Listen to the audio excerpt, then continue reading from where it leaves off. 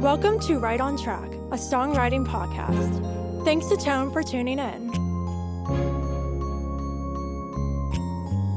I'm Demi Michelle Schwartz, and I'm thrilled you're joining me on my songwriting journey. So kick back and relax, don't fall flat, and remember, stay right on track.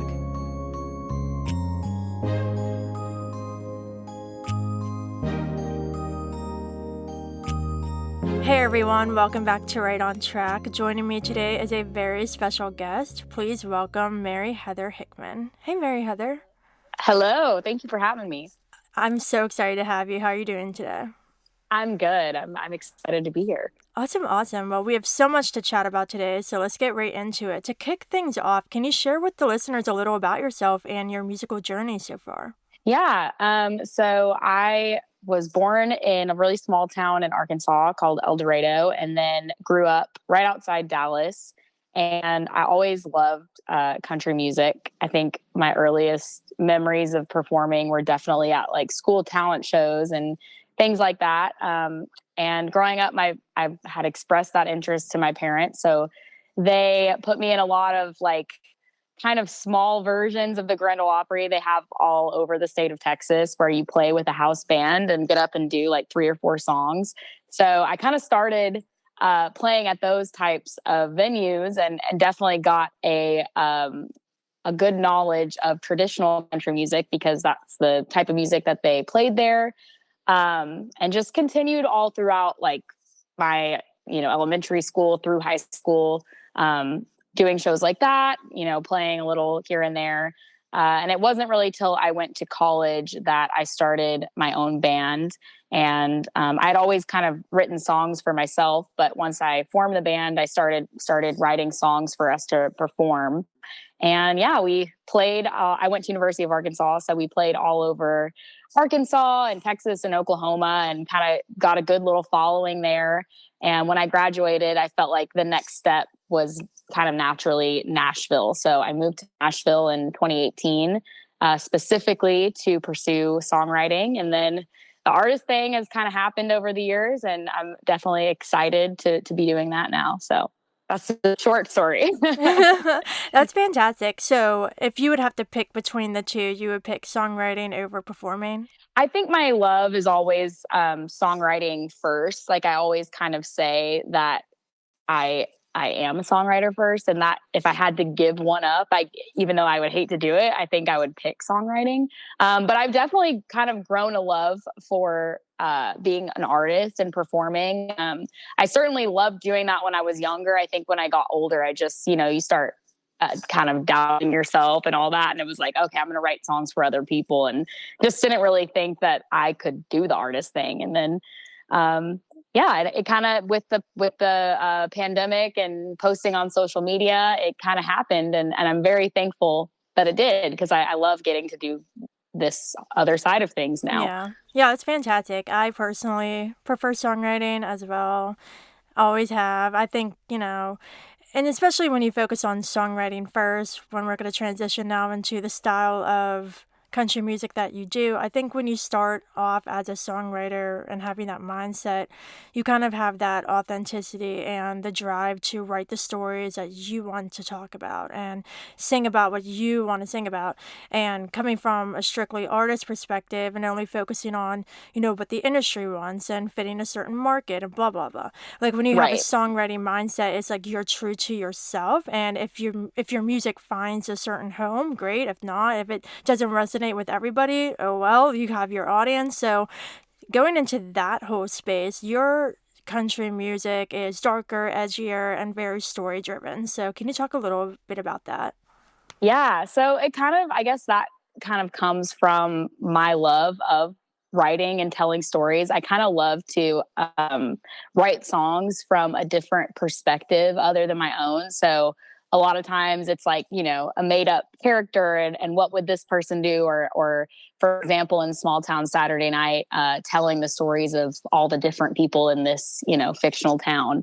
And that's just always been fun for me. I always loved like creative writing and that kind of thing. And of course I do have songs that are very personal to me and my own life experiences and that kind of thing. But I really, really love like a good story driven, lyric driven song. So I definitely go that way a lot when I'm writing. That's super interesting. I also love creative writing. I'm writing books and trying to find an agent for representation currently. Oh my So gosh, that's amazing. we'll see how that goes. But yeah, I really love storytelling. And even in my music, that's more centered around my life experiences. There's still like a story aspect to it. I think that's really important in songs. But from your point of view, when you're writing from other characters that aren't necessarily you, what's your process of really getting in the shoes of that character in order to deliver their story in a way that resonates with listeners? Yeah, I think it kind of starts like what with whatever the concept of the song was. So, for example, with "Small Town Saturday Night," which is the next single, I wrote that with my good friend and frequent writer Stephanie Joyce, and she had actually written the first line of the song, which is like Parker's making more money than he did at the mill since he got himself a girl with a script for pills. And we didn't know exactly where that was going to go, but we kind of sat down and took that line and expanded upon it, and really kind of turned it into like all these different vignettes, I guess, of small town rural life. So a lot of times it's like a line or just a concept. But I mean, I'm trying to think. Most of my songs that I've released that are story songs, and I have another one that I released a few years ago called Washita River. It's kind of like a murder ballad type of song. And that one definitely started with just kind of a singular line in the song as well. So almost like just taking that line and expanding upon it and building a story around it, I guess, is how I would approach a story song. For sure. I think it requires a lot of imagination because writing from your own personal experience, you still need to craft lyrics and write a song that resonates, but I don't think it's as difficult writing from your own personal experience because it's you. You lived it, you know what, to say. Whereas when you're writing a story-based song from somebody else's perspective, you really have to use your imagination and imagine that you're that person. And, even though I don't do that in my own music with co-writes with other songwriters and artists, you really have to do that because if they're writing a song from their experience that you haven't lived, it's the same kind of thing. You're helping write their song where they're the character in the story, not you. So I think, whether or not you're doing that in your own music or not, having that skill of tapping into your imagination and I think building empathy too and being really, open-minded and observant of the world around you and recognize other people's situations and what they may be going through, their thought processes. I think that really helps with tapping into those different character mindsets. Totally. I think, yeah, it's definitely a different thing to kind of get outside of your own experience. It's like, I don't know, requires a little bit of a different thinking, but it's like, I love kind of doing that as an exercise. I actually heard about, I think the songwriter who wrote, John Deere Green and Goodbye Earl, some of those, like classic story songs. Yeah. He used to like, I think somebody told me he had like a setup in his house of like a little town and he would like, move the figurines Oh around and my base the song off God. of that. So I mean, I'm not quite that, I don't do that, but I think it is kind of, it does show you got to get out of your own experience and put yourself in somebody else's shoes to do a story song. So Yeah, no, that's super interesting. Wow. So when you're performing these songs, there's obviously a level of authenticity during performance and building a connection with your audience. So since you're singing songs that aren't all rooted in your own personal experience, is there an extra step you feel like you have to take while performing in order to build that artist-listener relationship with an audience? That's a good question. I think normally when I'm performing these songs, like I just I usually start the story songs with kind of a little bit of story at the beginning. Like I'll give a little bit of context before I play the song and talk about why I wrote it or what it's inspired by. So I think kind of giving a little bit of context definitely helps me get into, I guess, like the character of the song when I'm performing them. Yeah, for sure. And I think too, it's just great when you're at a show and whether a song is from personal experience or a situation where someone else is a character, I just love listening to artists and songwriters talk about the story behind the songs. It's so interesting. Me too. And I love that. That's one of the things that I always kind of admire when I see some of my favorite artists get up and play their songs. I find it so interesting just to get a little bit of like even a short snippet of, why the song was written or what it means to them. And so I try to incorporate that a little bit into my own shows as well. Yeah, one that's for sure coming to mind is when I was in Nashville last fall. I went to Third and Lindsley, and they did that. It's just so interesting to like watch hit songwriters just stand right in front of you and talk about a song they wrote, why they wrote it, what it means to them, and then know that it was a massive hit. It's just so interesting. It is. I think that's one of the things that is so like special about Nashville too, is it's very, very common to kind of get that inside scoop of what the process was like writing the song, because they know in Nashville that people want to hear about that kind of thing. So hmm I love being able to go and go to some of these like writers rounds and things like that and really kind of get to see what their thought process was. Right. Yeah, and I think too is like you get to know people better from the kind of songs they write, learning what inspires them. I think being vulnerable and open about the songs and the inspiration and letting people into the process, it kind of gives a glimpse into who they are as a person as well. And so through our songs, like we're allowing listeners and other artists too get to know us as well. So there's another side to this as well, which is with the recording. So I'm assuming it's the same kind of thing, like really getting into the character mindset when you're doing the studio recordings for these songs.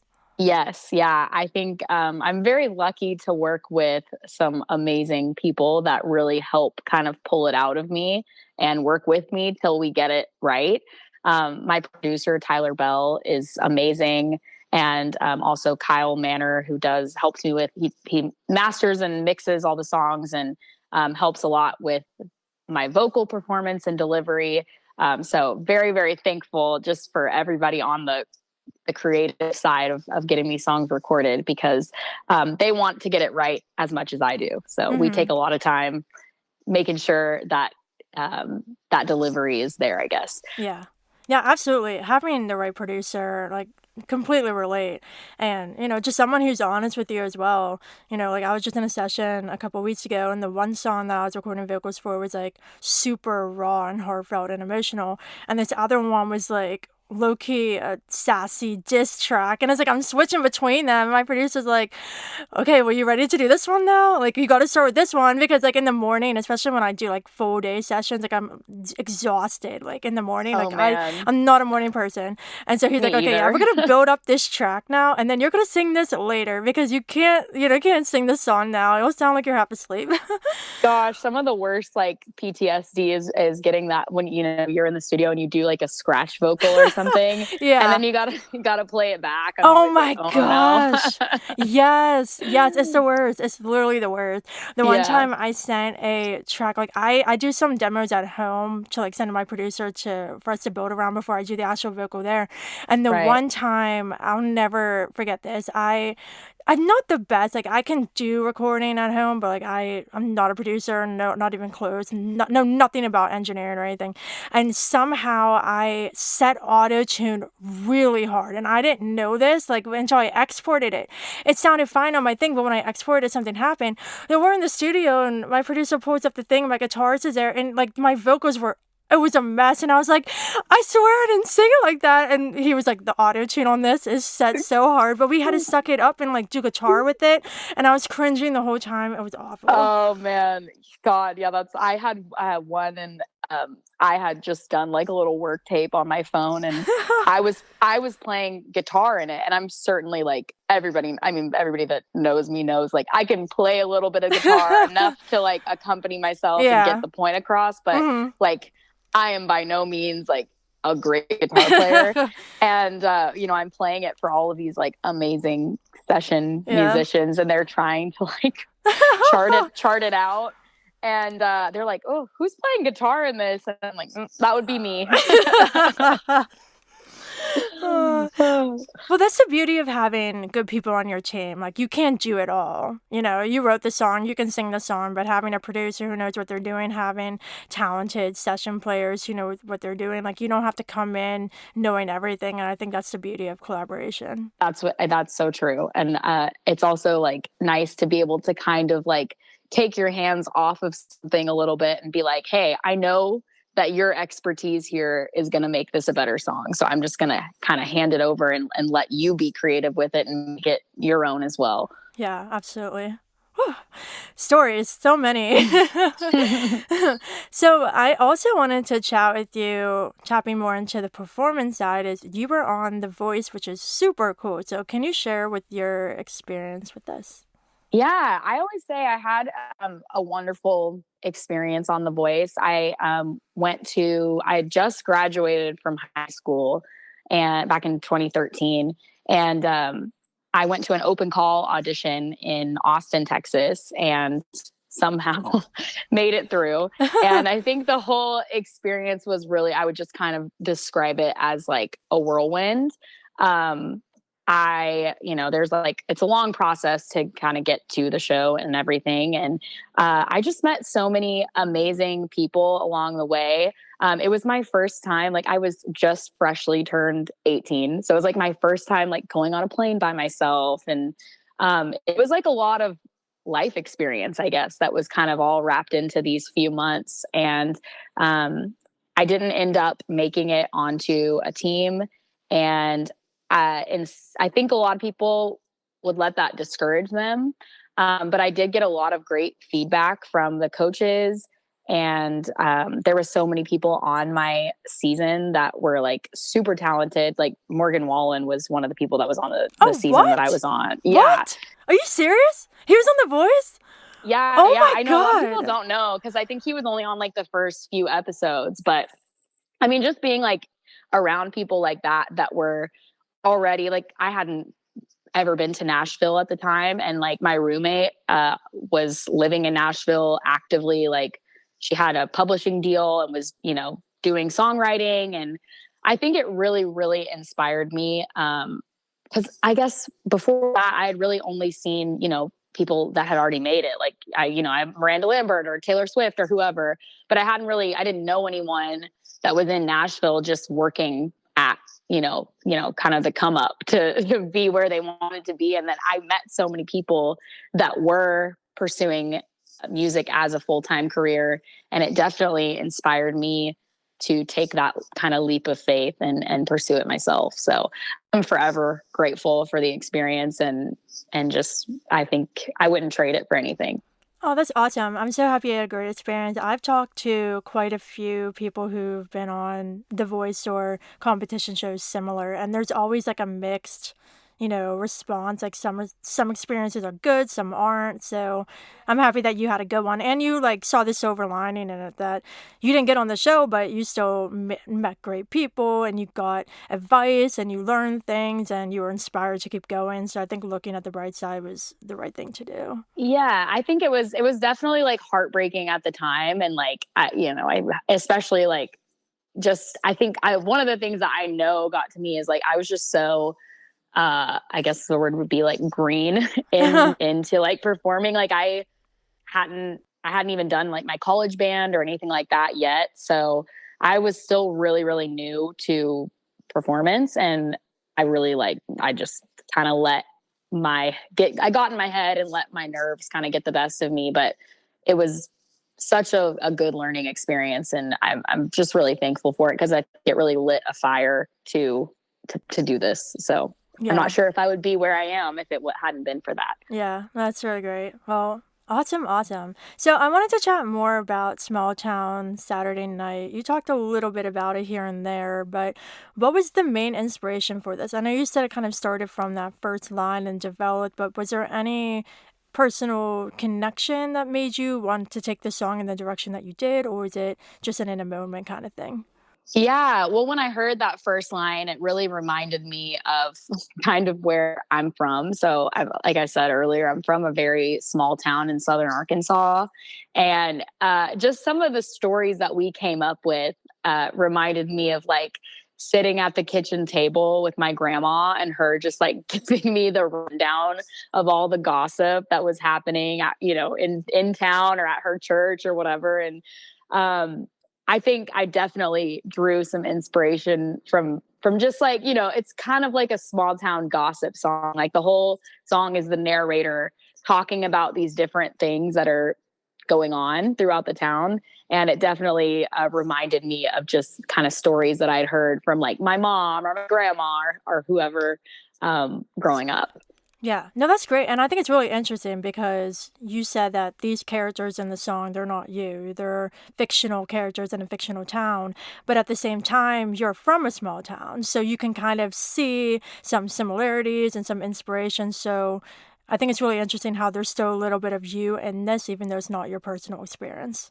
Totally. Yeah, definitely. Definitely little bits and pieces of like stuff that I've experienced for sure. So, what do you hope listeners take away from this song? Hmm. I hope they can just enjoy it for what it is. I think it definitely has like a grittiness and an edginess to it, but at its core, it's kind of like got a little bit of humor and irony to it. So I hope they can listen to it and be like, okay, this is a cool story, and also maybe a little bit funny and a little just like I know it's a dark song, but I think it has a little bit of a funness at the center of it as well. So Yeah. Yeah, for sure. So we touched on this a little bit earlier too, but I wanted you to expand on it a little bit. So you did mention there too that it's a little darker. And so there are so many subgenres of country music right now, and it's great to see the industry starting to embrace like pop country and outlaw country more instead of just your traditional country. And so, what are your thoughts about the country music industry in general and starting to be more open to these other genres, these subgenres, while still being a little difficult for those genres? I am super glad that there is a space for this kind of like for other subgenres of country music, like alt country or just more on the traditional side of things. I think for a while, it was very industry driven, like, and with the rise in social media, there seems to be more of a space for people to kind of like do their own thing and be creative. Of course, I'd like to see the industry be a little more open to things that are a little outside of the box, but I think that'll come in time. But yeah, I'm just glad that there seems to be a space for this type of music and that fans are enjoying it. So Yeah. I'm happy. Yeah, for sure. And you're doing what you want to do. You're not writing specifically targeted, super mainstream commercial stuff just to do it. Like you're focusing on what makes you happy.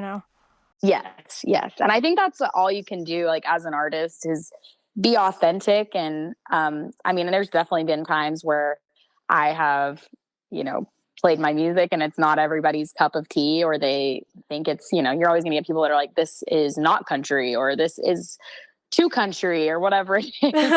So I think the best thing anybody can do as an artist is just be true to who you are, and write what you like. And I think that authenticity will translate to, and you'll find listeners. Yeah.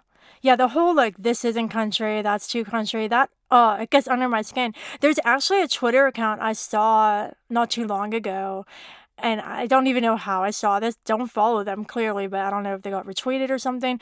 But it was like a whole account that was like basically saying that any other subgenre of country that wasn't like traditional Nashville sound was like not country music, and they were like publicly saying bad things about other subgenres. And I'm like, what are you doing? Why are we doing this? I Not know. necessary. I don't understand.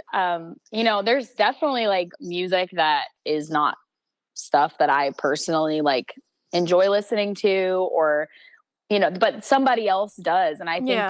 there's space for every type, whether that be pop country or traditional or whatever it is. Like, I think it's totally okay. And I'm very glad that there's something for everybody. And I think if you bring people to country music, in whatever way they get there, that's okay, Yeah, yeah, for sure. So I have one more question for you about Small Town Saturday Night to just kind of wrap that up. What is your favorite memory with this song, whether that be from the writing or recording or performance of it? I think probably my favorite memory has just been like getting to play it out live and get like the reaction from people. I feel like whenever I play this song, whether it be like a full band thing or a writer's round, um, people are like, "Oh my gosh, like that Small Town Saturday Night song. I love, this line or whatever it is." And that's been really, really cool to um, get to write something that so many people can connect to, and that people have personally come up and told me like, "Oh, this reminds me so much of my hometown," or like this story about this person that, it makes me feel a lot more connected to the world around me when I'm able to write something that people like, I guess, or people can relate to. Yeah, for sure. Well, congratulations on the release. Thank you so much. I'm excited. It's definitely been a long time coming, so I'm glad that it's finally going to be out for everyone to listen to. Awesome, awesome. Well, before we go, I just have one more question for you, and that is for any artists or songwriters listening who may be just getting started or feeling a little bit of doubt with chasing their dreams. What advice would you give them? I would say stay true to yourself, be authentic in your music, and stand behind what you believe in. Kind of what I said earlier, that if you're writing from a stance of authenticity and genuineness, that's going to come across. And I think people will find your music and enjoy it and relate to it if you stay true to who you are. Perfect. That's a little corny, but Yeah, it's really true though. It's so true. I think today there can be so much pressure to write for a certain market or commercial appeal or feel like there's this big comparison game that if you do one subgenre you don't have such a great a chance as somebody else or whatever. And right. also too, there's a lot of pressure and public image too, trying to be somebody Yes. you're not just for the sake of getting somewhere. Because personally for me, if one of my songs, like if I write a song that wasn't authentic and I just wrote for some specific marketable reason or whatever, and that blew up and I had to talk about it and I had to be known as, oh my gosh, she wrote this song and it was a massive hit and it had nothing to do with me, it wasn't authentic, I wouldn't be happy. Like Yeah. I'd rather be from a song that was authentically me. So Yeah, and I think fans can see that too, yeah. when you're putting out something that, you know, you love or even as like a personal experience or something, like I think people see that and that helps them believe in it too. Yeah. Yeah, it helps you stand out too. There's so many people creating music, so just staying true to yourself is really important. Definitely. Perfect. Well, can you please share with everyone where they can find you online and listen to your music? Yes. So all of my music is available on like all streaming platforms: Spotify, Apple Music, iTunes, all the places. And all of my socials are just at Mary Heather Hickman. Or you can go to my website, which is maryheatherhickman.com, and everything is linked on there as well. So if you want to keep up with me, that's the best way, is probably through social media. Awesome. And the beauty of a website, it's all there. Yes, it's all there, easy to click on and be linked to. So if they're trying to find anything specific, that would be the best place to go. Perfect. Well, thank you so, so much for joining me for this awesome chat. Congratulations again on your new single. Listeners, Thank you. oh, you're welcome. Listeners, I hope you enjoyed this episode with Mary Heather Hickman. And of course, until next time, stay Stay right right on on track. track.